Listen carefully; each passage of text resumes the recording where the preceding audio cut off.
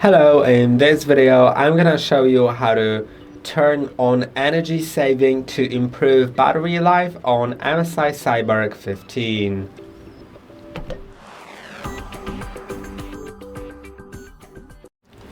And to do it, all you need to do is go to the settings.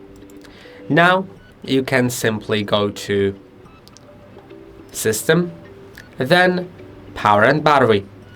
Now, if you want to turn on energy saving, find energy saver.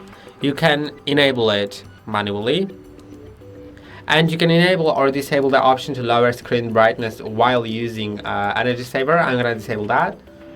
You can also disable the energy saver and schedule it to a certain battery level, like to never, 10%, 20%, all the way up to 50%, or always.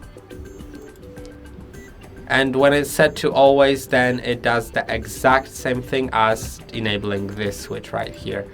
I don't really get that, but okay.